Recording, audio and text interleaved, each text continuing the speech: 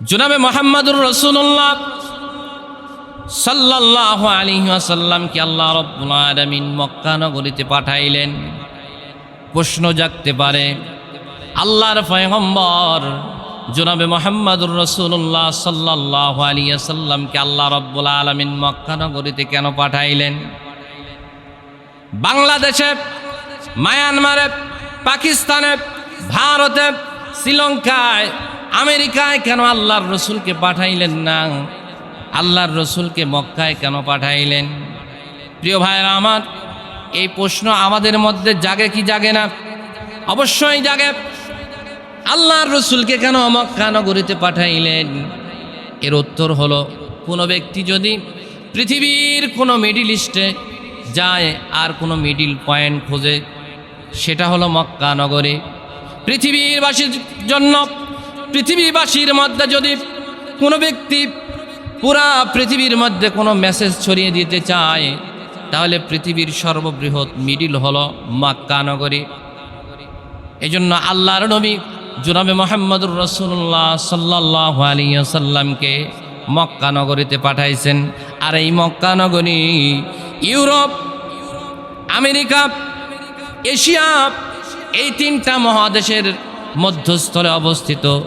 আখেরি পয়গম্বর জনাবে মুহাম্মদুর রাসূলুল্লাহ সাল্লাল্লাহু আলাইহি ওয়াসাল্লামকে আল্লাহ রাব্বুল আলামিন এই জন্য মক্কা নগরীতে পাঠাইছেন, যেন সেখান থেকে আল্লাহর রসুল যদি কোনো মেসেজ পাঠায়, সারা পৃথিবীতে একযোগে তা পৌঁছে যাবে। আল্লাহর নবী জনাবে মুহাম্মদুর রাসূলুল্লাহ সাল্লাল্লাহু আলাইহি ওয়াসাল্লাম কে আল্লাহ রাব্বুল আলামিন এই জন্য মক্কা নগরীতে পাঠাইছেন। প্রিয় ভাইরা আমার, আমার নবী জনাবে মুহাম্মদুর রাসূলুল্লাহ সাল্লাল্লাহু আলাইহি ওয়াসাল্লামের পিতার নাম আব্দুল্লাহ, দাদার নাম আব্দুল মুত্তালিব। আব্দুল্লাহ তিনি যখন বিবাহের উপযোগী হইলেন, চেহারার মধ্যে নূরে নবুয়ত দৃশ্যমান হলো। মক্কা এবং তার পার্শ্ববর্তী এলাকার মানুষেরা, গোত্রপতিরা তাদের মেয়েকে আব্দুল্লাহর সঙ্গে বিবাহ দেওয়ার জন্য লালায়িত ছিল, ইচ্ছা পোষণ করত। কিন্তু আব্দুল মুত্তালিব তিনি মনে মনে এমন একজন নারীর সন্ধান করতেন, যেই নারীর ভিতরে শুধু সৌন্দর্যতা নয়, বরঞ্চ তার ভিতরে আদর্শগত সব গুণ তার ভিতরে থাকবে।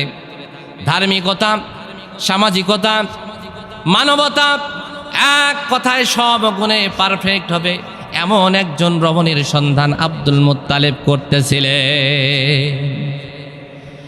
প্রিয় ভাইরা আমার, ঘটনাক্রমে একদিন আব্দুল্লাহ তিনি মক্কার আশেপাশে কোনো একটা জঙ্গলের মধ্যে চলে গেলেন শিকারের উদ্দেশ্যে। কারণ শৈশব কাল থেকে শিকারের প্রতি তার একটা বড় উৎসাহ ছিল, আগ্রহ ছিল। আব্দুল্লাহ শিকারের উদ্দেশ্যে যখন জঙ্গলের উদ্দেশ্যে রওনা করেছে, শাম দেশের কিছু ইহুদি আব্দুল্লাহকে দেখে ফেলেছে। পূর্ববর্তী কিতাব থেকে, পূর্ববর্তী কিতাব আর মনীষীদের গবেষণা থেকে তারা জানতে পারে আখেরি পয়গম্বরের পিতার গঠন প্রণালী এমন হবে। আখেরি পয়গম্বরের পিতার গঠন প্রণালী এমন হবে। তারা চিনতে পেরেছে, তারা পরিকল্পনা করলো, আখেরি পয়গম্বরের পিতা আব্দুল্লাহকে যদি আমরা এখন এই মুহূর্তে নিঃশেষ করে দিতে পারি, তাহলে আখেরি পয়গম্বর জনাবে মুহাম্মদুর রাসূলুল্লাহ সাল্লাল্লাহু আলাইহি ওয়াসাল্লাম পৃথিবীতে আসার আর কোনো সুযোগ না। তারা পরিকল্পনা করল, হত্যা করবে, জঙ্গলের মধ্যে প্রবেশ করলো। কিন্তু আল্লাহ রাব্বুল আলামিন তাদের পরিকল্পনাকে লুণ্ঠন করে দিল, তাদের পরিকল্পনাকে বিফল করে দিল।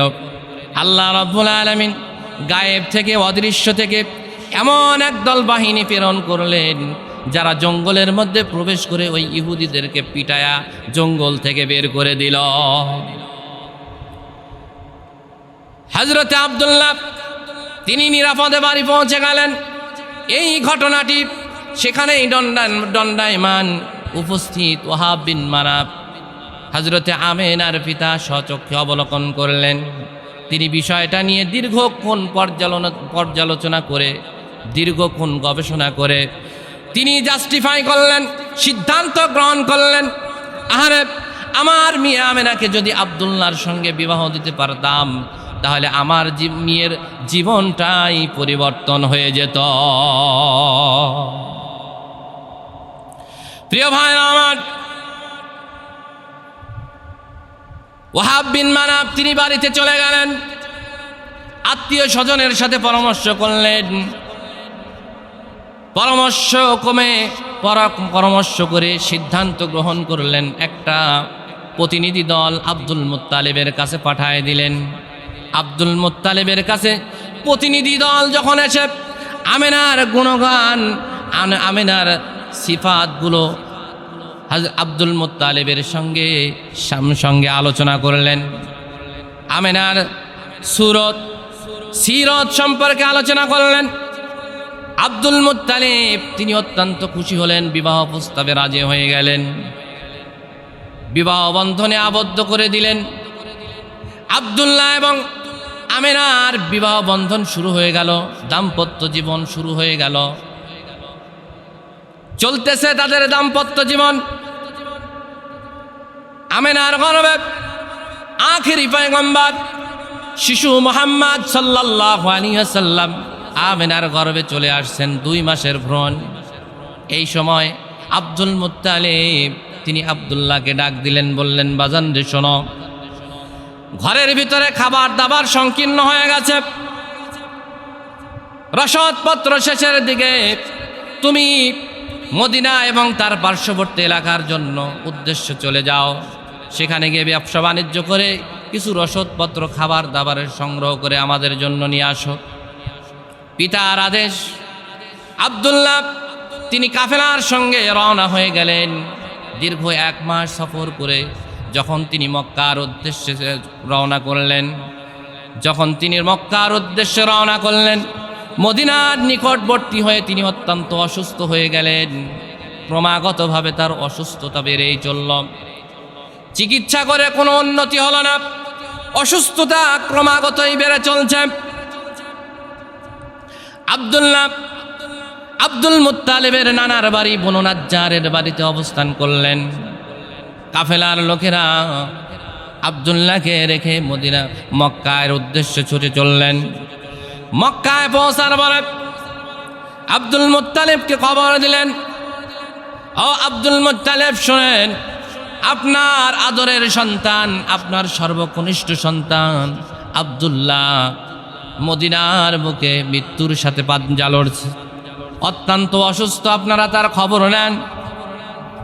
আব্দুল মুত্তালিব বড় সন্তান হারেসকে ডাক দিলেন, বললেন, বাজান রে শোনো, আমার কলিজার টুকরা আব্দুল্লাহ নাকি মদিনার বুকে অসুস্থ হয়ে মৃত্যুর সাথে পাঞ্জা লড়ছে, বাজান যাও দ্রুত তার খোঁজ খবর নাও।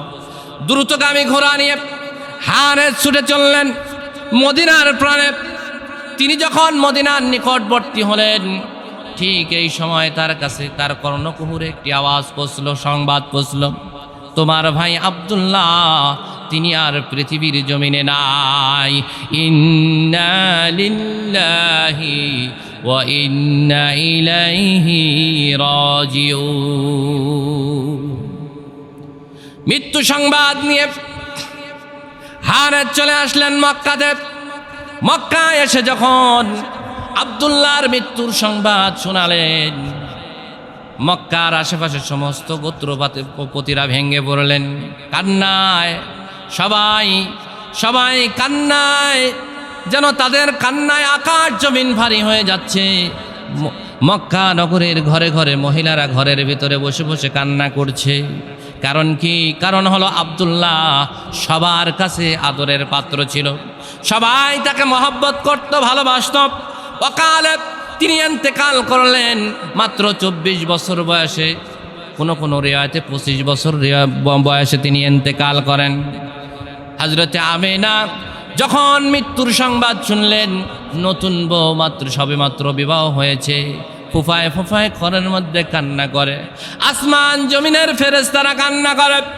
মহান রবের কাছে দরখাস্ত করে, মালিক আল্লাহ, ও মালিক আল্লাহ, তোমার আখেরি পয়গম্বর পৃথিবীতে আসার পূর্বেই সেই এতিম হয়ে গেল।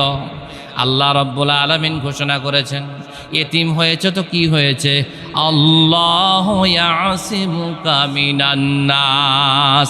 আল্লাহ পাক ঘোষণা করেন, আমার বন্ধুকে সব বিপদ আপদ থেকে আমি আল্লাহ রাব্বুল আলামিন নিরাপত্তা দিব, তার জিম্মাদারি স্বয়ং আমি আল্লাহ রাব্বুল আলামিন হয়ে গেলাম। আল্লাহ পাক ঘোষণা করেছেন, আলাম ইয়াজিদিকা ইয়াতীমান ফাআওয়া। নবী গো, আপনাকে আল্লাহ রাব্বুল আলামিন কি এতিম অবস্থায় পায় নাই, অতঃপর সমস্ত বিপদ আপদ থেকে আপনার জন্য আশ্রয়ের ব্যবস্থা করেছে। শিশু মুহাম্মদ মায়ের গর্ভের ভিতরে বড় হচ্ছেন। তিনি যখন শিশু মুহাম্মদ মায়ের গর্ভের ভিতরে 2 মাসের ভ্রূণ, তৎকালীন আরবের বুকে একটা প্রচলিত অভ্যাস ছিল, মানুষের একটা রীতিনীতি ছিল, কোনো মেয়ে মানুষের যদি স্বামী মারা যায় সে 1 বছরের মধ্যে কোনো সুঘ্রাণ আতর সুরমা ব্যবহার করতে পারবে না। হযরতে আমেনা তিনি রাস্তা দিয়ে হাঁটে, শরীর থেকে সুঘ্রাণ বের হয়, মানুষরা কানাঘোষা করতে থাকে, মানুষরা একে অপরকে খবর দেয়, আহারে আব্দুল মুত্তালিবের বৌমা, আব্দুল্লাহর স্ত্রী স্বামী মারা যেতে না যেতেই মাত্র কয়েকদিন আগে মারা গেল, আর এই সময় সে আতর সুরমা লাগায় রাস্তায় রাস্তায় ঘুরে 1 কান 2 কান করে এই খবরটা আব্দুল মুত্তালিব এবং তার পরিবারের মধ্যে পৌঁছে গেল। আব্দুল মুত্তালিব তার স্ট্যাটাসের ব্যাপার, তার প্র্যাকটিসের ব্যাপার, আমেনার শরীর থেকে সুঘ্রাণ বের হচ্ছে, মানুষরা বলা বলি করতেছে, মানুষরা সমালোচনা করতেছে। আব্দুল মুত্তালিব তিনি গভীর রজনীতে বৌমাকে ডাক দিলেন, স্ত্রী আর বৌমাকে সঙ্গে নিয়ে একসাথে বসলেন, বললেন, বৌমা তুমি তো জানো আমরা আরবের সম্ভ্রান্ত বংশের লোক, আমরা কুরাইশ বংশের লোক, আমাদের একটা মান সম্মান আছে, মর্যাদা আছে, তুমি যেই কাজ করতেছো এটা ঠিক হয় নাই। বলে, বাজান আব্বাজান কি হয়েছে? বলে, তুমি নাকি আতর মাখায় মাখায় রাস্তায় রাস্তায় ঘুরো। বলে, আল্লাহু আকবার, আল্লাহি আল্লাহর কসম আমি কখনো সুঘ্রাণ ব্যবহার করি নাই, কোনো আতর ব্যবহার করি নাই আব্বাজান। তাহলে আসল ঘটনা শুনুন, যেই দিন থেকে আপনার সন্তানের দেহ থেকে আমার গর্ভের ভিতরে আপনার নাতির পদার্পণ হয়েছে, ট্রান্সফার হয়েছে, সেই দিন থেকে আমি লক্ষ্য করেছি আমার ঘরের ওয়ালগুলো, আমার ঘরের ইট বালুকোনাগুলো আমাকে সালাম দেয়, আসসালামু আলাইকুম ইয়া আমেনা। আমার ঘরের মধ্যে ইট বালিকোনাগুলো আমাকে সালাম দেয়। আমি যখন রাস্তার মধ্যে বের হই তখন সবুজ গাছগুলো আমাকে দেখে সালাম দেয়। উত্তপ্ত রৌদ্রের মধ্যে, উত্তপ্ত বালুকোনার মধ্যে যখন আমি পাও লাগাই সঙ্গে সঙ্গে সেটা ঠান্ডা হয়ে যায়। পাথরের মধ্যে, গরম পাথরের মধ্যে যখন আমি পাও লাগাই তখন সেটা সঙ্গে সঙ্গে ঠান্ডা হয়ে যায়। আব্বাজান শুধু তাই নয়, আমি পানি সংগ্রহ করার জন্য যখন কূপে পানি আনতে যাই, আমিও যাই, কূপের পানিটাও নিচ থেকে আস্তে আস্তে উপরের দিকে উঠতে থাকে।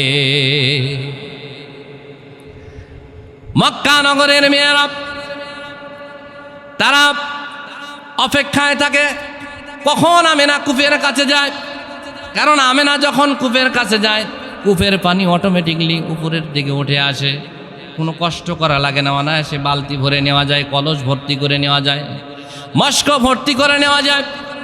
আমেনা চলে গেলে পানিও চলে যায়। এমন এক পরিস্থিতি, আমেনা যখন পানি সংগ্রহ করার জন্য যায়, মক্কা নগরীর মেয়েরা তার পিছনে পিছনে ছুটে যায়, বলে, আমেনা রে তুই এখানে দাঁড়ায় থাক রে বোন, তুই চলে গেলে পানিও চলে যায়, তোর কোনো কষ্ট করা লাগবে না, তুই এখানে দাঁড়িয়ে থাক, তোর মস্ক আর তোর কলসি আমি আমরা ভরে ভরে তোর বাড়িতে পৌঁছায় দেব। আমেনা কষ্ট করেন না। মক্কা নগরীর নারীরা তার কলসি ভর্তি করে করে, কলস ভর্তি করে করে তাদের বাড়িতে পৌঁছায় দেয়। এমন করে করে বিভিন্ন ঘটনার মধ্য দিয়ে আমিনার গর্ভের ভিতরে শিশু মোহাম্মদ বড় হচ্ছে। তিনি যখন পৃথিবীতে আসার সময় হয়ে গেল, পৃথিবীর বিভিন্ন প্রান্তে অলৌকিক ঘটনাগুলো ঘটতে লাগলো। শিশু মোহাম্মদ তিনি যখন পৃথিবীতে আসার সময় হয়ে গেল, পৃথিবীর বিভিন্ন প্রান্তে বড় বড় ঘটনা ঘটতে লাগলো। রোম সম্রাট, যে অত্যন্ত অহংকারী ছিল, অহংকারী বাদশাহ, সুবিশাল প্রাসাদের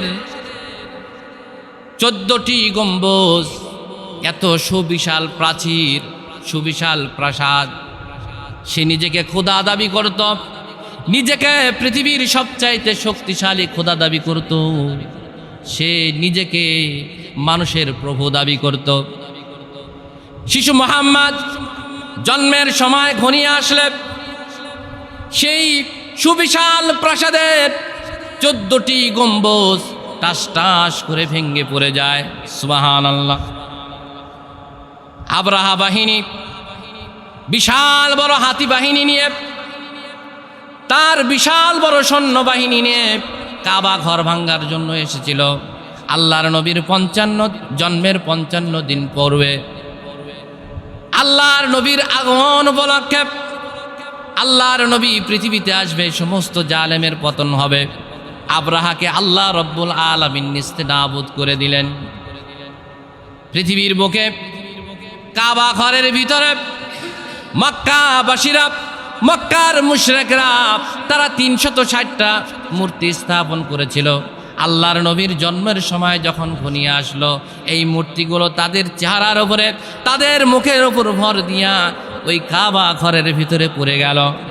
এরকম হাজারো ঘটনার মধ্য দিয়ে আখিরি পয়গম্বর সাল্লাল্লাহু আলাইহি ওয়াসাল্লাম তিনি পৃথিবীর বুকে আগমন করলেন। আল্লাহর পয়গম্বর তিনি 8 রবিউল আউয়াল সুবে সাদেকের সময় আবু তালেবের গৃহে তিনি আগমন করলেন, জন্মগ্রহণ করলেন। হযরতে আমিনা বলেন, যেই দিন শিশু মোহাম্মদ জন্মগ্রহণ করলেন, সেই দিন আমি লক্ষ্য করলাম প্রত্যেকটা শিশুর মধ্যে, প্রত্যেকটা বাচ্চা যখন জন্মগ্রহণ করে তার শরীরের মধ্যে কিছু না কিছু রক্তপুঁজ লেগে থাকে। কিন্তু শিশু মোহাম্মদ যখন জন্মগ্রহণ করে, তিনি আমার পেট থেকে পড়েই সোজাসুজি আল্লাহ পাকের শাহী দরবারে সিজদায় অবনত হয়েছে।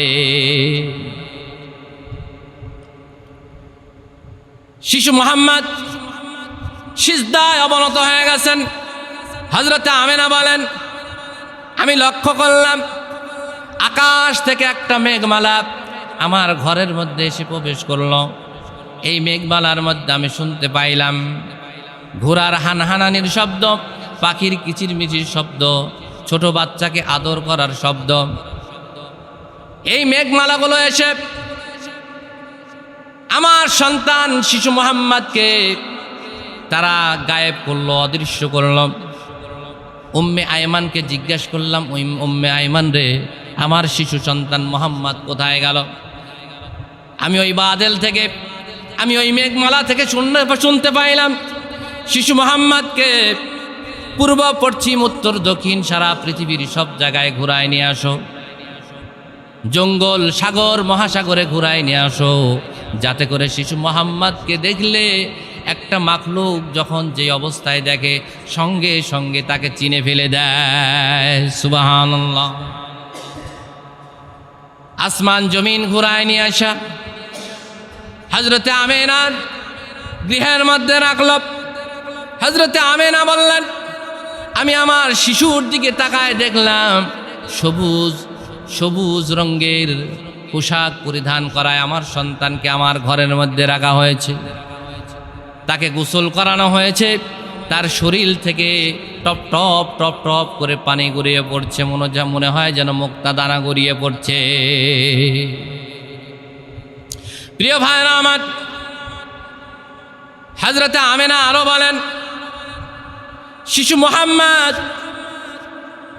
মুহাম্মদ সাল্লাল্লাহু আলাইহি ওয়াসাল্লাম তিনাকে যখন রাখা হলো, আমি লক্ষ্য করলাম চাঁদের চাইতে যেন সুন্দর একটা ফুটফুটে সন্তান আমার ঘরে জন্মগ্রহণ করেছে।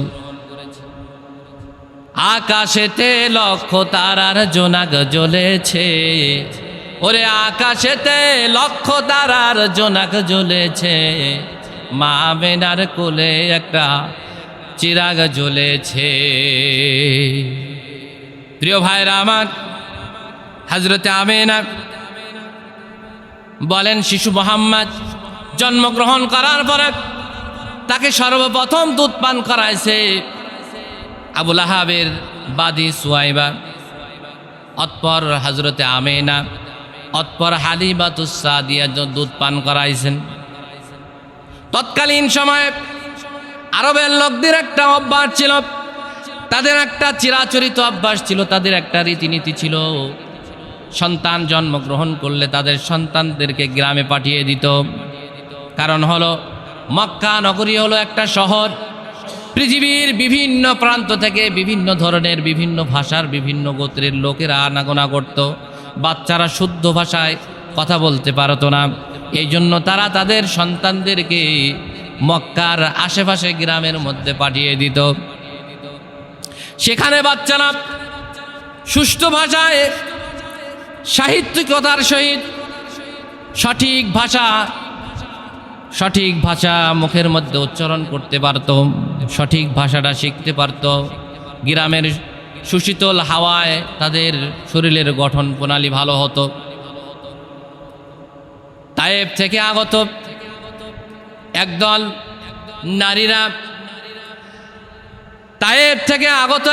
নারীরা বনু সাদ গোত্রের একদল নারীরা তায়েফ থেকে তারা মক্কা নগরীর উদ্দেশ্যে রওনা করলো। সন্তান গ্রহণ করবে, বাচ্চা গ্রহণ করবে, দুধ পান করানোর জন্য। হযরতে হালিমাতুস সাদিয়া বলেন আমিও তাদের সঙ্গে রওনা হলাম। আমাদের সঙ্গে ছিল একটা জীর্ণশীর্ণ উটনি আর একটা গাধা। কাফেলার সঙ্গে যখন বাচ্চা সংগ্রহ করার জন্য মক্কার উদ্দেশ্যে রওনা হলাম, আমাদের উট আর গাধাটা ঠিকঠাক মতো চলতে পারতো না।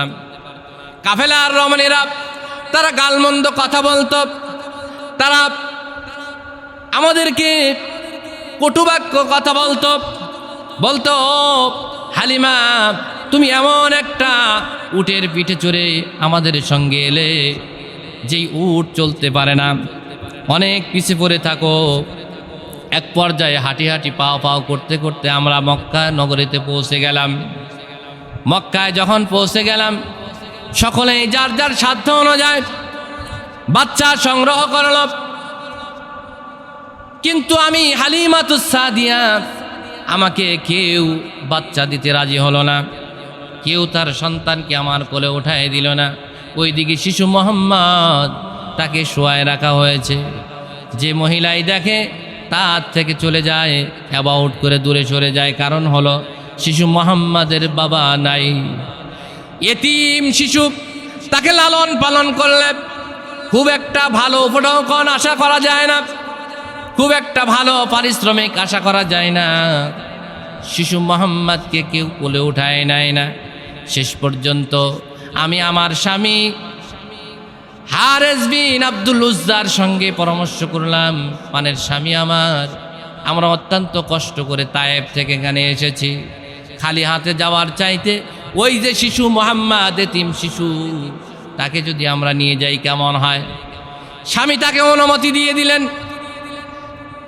স্বামীর অনুমতি পেয়ে হালিমাতুস সাদিয়া যখন তিনি শিশু মুহাম্মদকে কোলের মধ্যে উঠাই নিলেন, কোলের মধ্যে উঠানোর সঙ্গে সঙ্গে তার স্তনের মধ্যে দুধ চলে আসলো। হালিমাতুস সাদিয়া বলেন আমি আমার সন্তান এবং শিশু মুহাম্মদকে দুধ পান করাইলাম। তাঁবুর ভিতর থেকে লক্ষ্য করলাম আমরা যেই জীর্ণ শীর্ণ উটটি নিয়ে আমরা সফর করেছিলাম, মক্কার উদ্দেশ্যে এসেছিলাম, সেই উটের স্তনের মধ্যেও দুধ দেখা যায়। আমার স্বামী দহন করলেন, আমরা পরিতৃপ্তি সহকারে দুধ পান করলাম। রাত্রিটা সেখানেই কাটাইলাম, আরামে ঘুমায় গেলাম। সকালবেলা উঠে যখন ওই জীর্ণ শীর্ণ উটটার উপরে শিশু মোহাম্মদকে নিয়ে রওনা করেছে, কাফেলার সবার আগে উটটা রওনা করেছে। কাদের কুদরত তুদারি আচা কাহিয়া কুনি মুরদারা জিন্দা কুনি তু জিন্দারা বেজা কুনি। আল্লাহ পাক দুর্বলকে সবল করেন আর সবলকে দুর্বল করেন, একমাত্র ক্ষমতা আল্লাহর হাতে। প্রিয় ভাইরা আমার, হযরতে হালিমাতুস সাদিয়া শিশু মোহাম্মদকে নিয়ে যখন বাড়িতে পৌঁছলেন, বাড়িতে পৌঁছার সঙ্গে সঙ্গে যেই সমস্ত বকরি আর উট রেখে এসেছিল, যখন তারা তায়েব থেকে রওনা করে তখন ওই সময় বকরির বাটেও কোনো দুধ ছিল না, উটের বাটেও কোনো দুধ ছিল না। যেই মাত্র শিশু মোহাম্মদকে নিয়ে বাড়ির মধ্যে পৌঁছেছে, সঙ্গে সঙ্গে তাদের উটের স্তনের মধ্যে, ছাগলের স্তনের মধ্যে দুধ ভর্তি হয়ে গেছে। হালিমাতুস সাদিয়ার সংসারের মধ্যে সচ্ছলতা শুরু হয়ে গেল। হালিমাতুস সাদিয়ার সংসারের মধ্যে অভাব অনটন দূর হয়ে গেল। তারা সচ্ছলতার সহিত দিনাতিপাত করতেছিল। মক্কার আশেপাশে, তায়েফের আশেপাশের গোত্রপতিরা তাদের রাখালদেরকে বলল, হালিমাতুস সাদিয়ার ছাগলের এত দুধ হয় কোথায় থেকে? হালিমাতুস সাদিয়ার উটের এত দুধ হয় কোথায় থেকে? কোথায় কি খাওয়ায়? তোমরা একটু তথ্য সংগ্রহ করো, তোমরা একটু গবেষণা করো, হালিমাতুস সাদিয়ার ছাগলগুলো কি খায়, উটগুলো কি খায়। রাখালগুলো তারা গবেষণা করলো, পর্যবেক্ষণ করলো। তারা হালিমাতুস সাদিয়ার ছাগলগুলো, উটগুলো যেখানে চরে সেখানে নিয়ে তাদের উটগুলো, ছাগলগুলো ছেড়ে যায়। দিন শেষে হালিমাতুস সাদিয়ার ছাগল আর উটের স্তনের মধ্যে পর্যাপ্ত দুধ পরিলক্ষিত হয়, আর অন্যান্যদের উট এবং ছাগলের স্তনের মধ্যে দুধ দেখা যায় না। সমস্ত শক্তির মালিক হলো এক আল্লাহ। হযরতে হালিমাতুস সাদিয়া, তার ঘরে শিশু মোহাম্মদ লালিত পালিত হচ্ছে। 2 বছর অতিক্রান্ত হয়ে গেল। হযরতে হালিমাতুস সাদিয়া বলেন, শিশু মোহাম্মদ তিনি সর্বপ্রথম যখন তার জবান দিয়ে কথা ফুটে, তিনি যখন কথা বলা শুরু করেন, সর্বপ্রথম তার জবান দিয়ে যেই আওয়াজ, যেই শব্দটি উচ্চারণ হয় তা হলো আল্লাহু আকবার, আল্লাহু আকবার, আলহামদুলিল্লাহি রাব্বিল আলামিন, সুবহানাল্লাহি বুকরাতাও ওয়া আসীলা। হযরতে হালিমাতুস সাদিয়া বলেন, শিশু মোহাম্মদ কখনোই বিছানায় কাপড় চুপড়ে পেশাব করতেন না, কাজায় হাজত ছাড়তেন না। যখন প্রয়োজন হতো তখন কান্না করত। আমি তাকে প্রয়োজন হাজাত পুরা করাইতাম, সঙ্গে সঙ্গে তার কাপড় পরায় দেওয়া লাগতো। যদি তার কাপড় পরাইতে একটু দেরি হতো, সে চিল্লাপাল্লা করতো, কান্নাকাটি করত। যখন শিশু মোহাম্মদের বয়স 8 বছর হলো, এই সময় দাদাও ইন্তেকাল করলেন। দাদা যখন ইন্তেকাল করলেন, তাকে যখন দাফন করার জন্য খাটিয়ায় উঠাইয়া কবরস্থানের দিকে নেওয়া হচ্ছে, দাদার কবরের পাশ থেকে বারবার দাদা দাদা করে কান্না করে, কিন্তু দাদাও তো সাড়া দেয় না। এরপর দায়িত্ব গ্রহণ করলেন আবু তালেব। আবু তালেব তাকে এত মহব্বত করতেন, এত ভালোবাসতেন।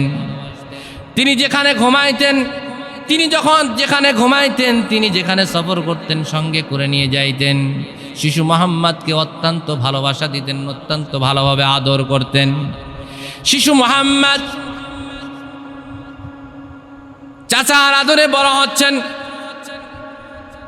যখন তিনি চাচার আদর বড় হচ্ছেন, তিনি যখন নবুয়তি পাইলেন, চাচার ইন্তেকালের সময় হয়ে গেল। আবু জেহেল, আবু লাহাব সবাই তার চারপাশে এসে উপস্থিত হয়ে গেল।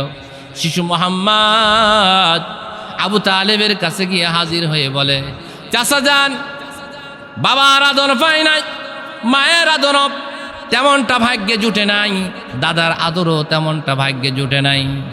দীর্ঘদিন পর্যন্ত আপনার আদর সোহাগ পেয়ে বড় হয়েছে। ও চাচা, একবারের জন্য একটা মিনিটের জন্য একবার শুধু বলেন লা ইলাহা ইল্লাল্লাহু মুহাম্মাদুর রাসূলুল্লাহ। মুহাম্মদ সাল্লাল্লাহু আলাইহি ওয়াসাল্লাম নবুয়তে পাওয়ার পরে বারবার ইসরার করতেছে, কিন্তু কোনো ক্রমেই ফায়দা হয় না। আবু জেহেল, আবু লাহাব, উতবা সাইবা বলে, কি গো আবু তালেব, তুমি কি তোমার বাবার ধর্মকে উপেক্ষা করতেছো? শেষ পর্যন্ত আবু তালেব সিদ্ধান্ত গ্রহণ করল, আমি আমার দাদার ধর্মের ওপর, আমি আমার বাপ দাদার ধর্মের ওপর অবিচল রইলাম।